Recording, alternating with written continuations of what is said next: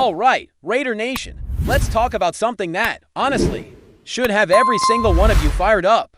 There's a different kind of energy coming out of Raiders training camp right now. You can feel it, you can see it, and maybe you can finally start believing that this team is turning the corner. And it all starts with a few players who look like they're ready to stop talking and start proving. Players who've been floating in that space between potential and production for far too long. But that's starting to change. That's the buzz around Henderson, Nevada, and today, I'm diving straight into that with you. Let's not sugarcoat last season. It wasn't just underwhelming, it was frustrating, inconsistent, and filled with what-ifs. 1 week, the Raiders looked like a team with heart. The next, they looked like they didn't even belong on the same field as their opponents. And if you want to compete in a division like the AFC West, if you even think about chasing a playoff berth, let alone a Lombardi, that just won't cut it. You need talent, sure, but more than that. You need guys who were drafted with expectations to finally step into the spotlight and deliver. So here we are. And I'm telling you right now, there are 3 names that have been echoing around camp. Not just because coaches are hyping them up, but because they're showing an asterisk. They're flashing on the field, they're putting in the work, and they're making noise. I'm talking about Tyree Wilson, Trey Tucker, and Michael Mayer. 3 guys that could be the difference between another average year and a team that punches its ticket to January football. Let's start with Tyree Wilson, because I know what some of y'all are thinking. Man, how many times are we gonna hear about Tyree Wilson taking the next step? And I hear you, believe me.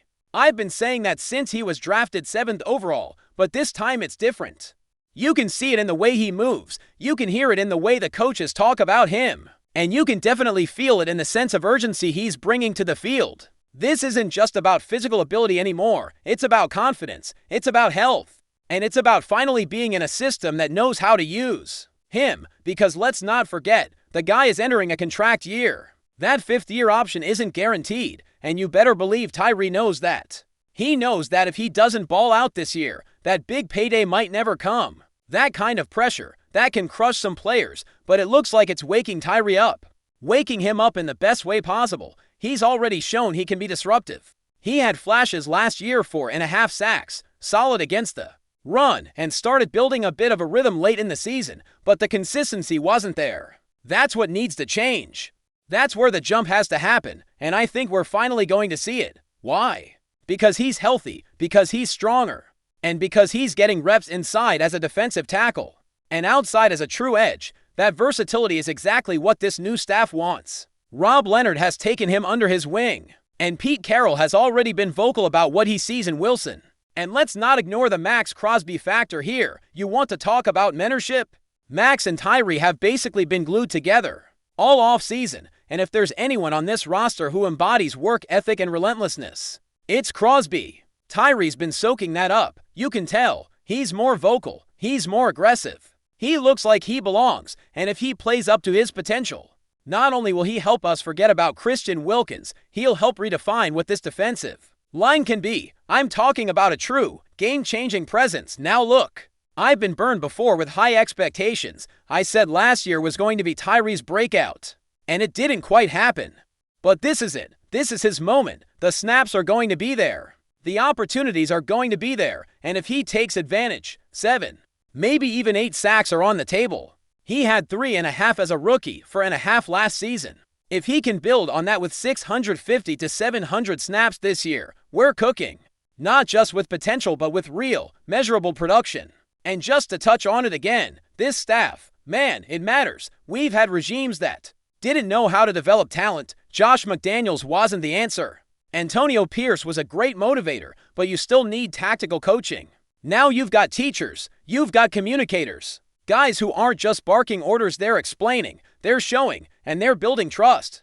That's how players grow, and it's showing up with Tyree in a big way. All right, let's keep this train rolling because the good news doesn't stop there. Let's talk about Trey Tucker. Now, Trey's one of those guys that always had that flash, that electricity, that give him space and watch him go kind of ability.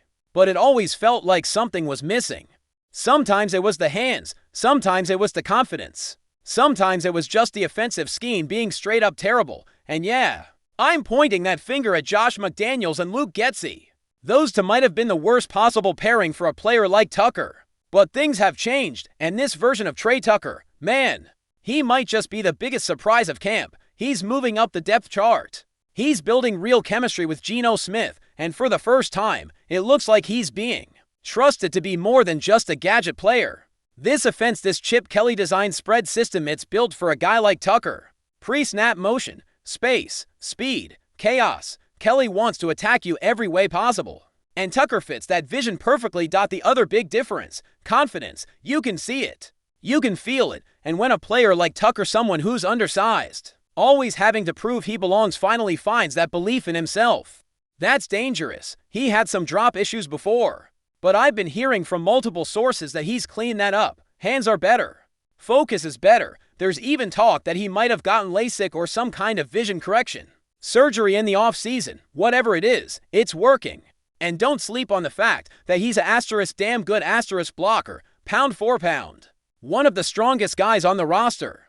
You don't expect that from someone his size, but it's there. Wrestling background, tough as nails, and that willingness to mix it up in the run game. That gets you on the field. That earns you snaps. That earns you trust from coaches and teammates. He's battling right now for that number 2 or number 3 wide receiver spot. Dante Thornton's in the mix, so is Jack Beck, but Tucker's making a push. And if he keeps building chemistry with Geno, if he keeps showing up in practice like he has so far, don't be shocked if he's a big part of this offense right out of the gate. Now let's get to the third name that should have Raider Nation buzzing, Michael Mayer. And let me just say this, when Mayer talks about this being the best he's felt physically, mentally, emotionally since he entered the NFL, you listen, because that's a big deal. Tight end is one of the toughest positions to master at the pro level. You're basically asked to be a lineman and a receiver at the same time. And Mayer's had a weird path so far. He's already been through to different regimes, missed time last season for personal reasons, and let's be honest, the way he was used last year made no sense. But now, he's in a system that values tight ends, that knows how to use them. Chip Kelly's getting creative. He's running 2 tight end sets. He's lining guys up all over the formation, and most importantly, he's featuring these players. He's designing plays to get Mayer the ball, to get him involved, to get him in rhythm. And that's so important, man, because Mayer isn't just some blocking tight end. He's not just a red zone target. He can do everything . He can get open over the middle. He can win one-on-one matchups. He can chip and release. And yes, he can block. That's what I loved about him at Notre Dame. The dude doesn't shy away from contact. He embraces it. That Max Crosby moment last year, when Max just dominated him in practice, that was a wake-up call. And Mayer responded. He didn't pout. He learned. He worked. He adjusted. This season, you're going to see the payoff. He's more confident. He's in better shape. He's working with a coaching staff that actually understands how to develop him. And most importantly, he believes in himself again. That mental space, that emotional space, that stuff matters. And when a player is aligned physically, mentally, emotionally, watch out. These 3 guys, Tyree, Trey, Mayer, they're not just training camp darlings. They're the core of what this team is trying to become. They were drafted to be difference makers. And if they take the leap we've all been waiting for, this team doesn't just become competitive. It becomes dangerous, and we're not done yet, because there's more coming. This isn't just about hyping up training camp. This is about laying the foundation for what could be a special season. Before we continue, don't forget to subscribe to our channel and give this video a like. Your support helps us keep bringing you the latest updates on our Las Vegas Raiders. And don't be shy, drop your thoughts on the news in the comments below. Whispers are growing loud around the NFL rumor mill, and if there's even a grain of truth to them, fans of the Las Vegas Raiders might want to buckle their seat belts. Sources close to league chatter have indicated that star wide receiver MARR Chase could be eyeing a shocking move west, and not just for the dessert son. A possible debut in the iconic silver and black has insiders speculating about a potential offensive renaissance in Sin City, one that could send shockwaves through the league. While nothing is official, and neither the Cincinnati Bengals nor the Raiders have made public statements addressing the speculation, the NFL grapevine is buzzing.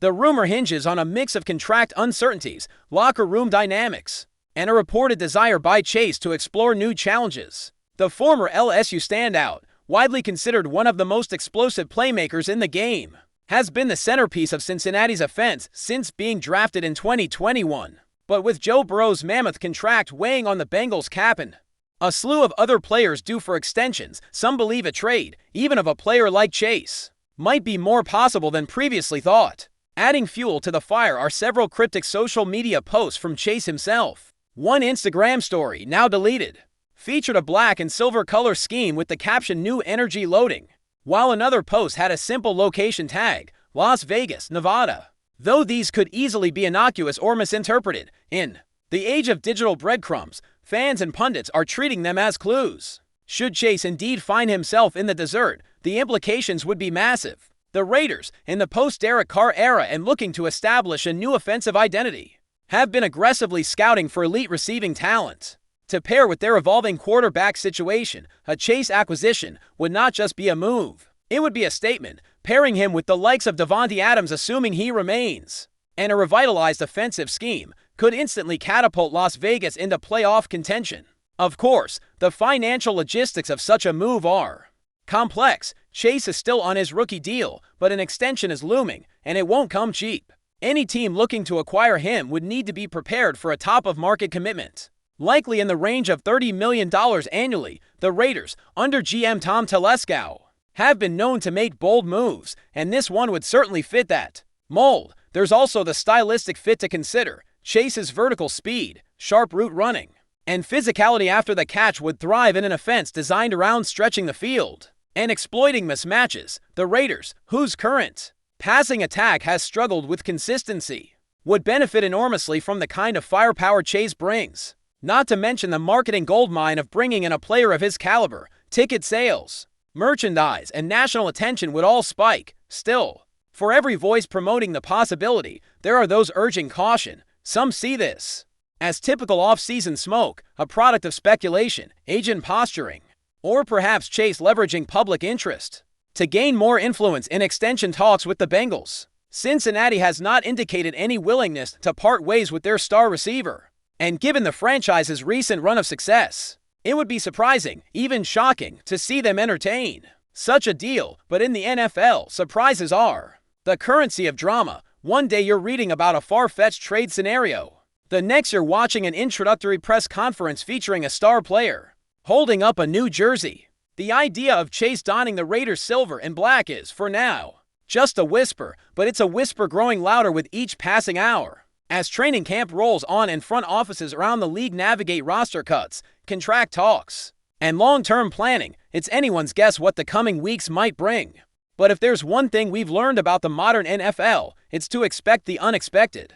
Could Ja'Marr Chase really be heading to the Raiders? Is this a long play maneuver by Vegas to shake up the AFC West, or is it just the latest off-season mirage in the Las Vegas Heat? Whatever the answer, one thing is clear: the possibility alone is enough to send shivers down the spines of defensive coordinators across the league. Stay tuned, because if this rumor turns into reality, the Raiders might just unleash one of the most dangerous aerial attacks the league has seen in years. That's it for this update. If you enjoyed the video and want to stay updated with exclusive news about our Las Vegas Raiders, be sure to subscribe to our channel and hit that like button.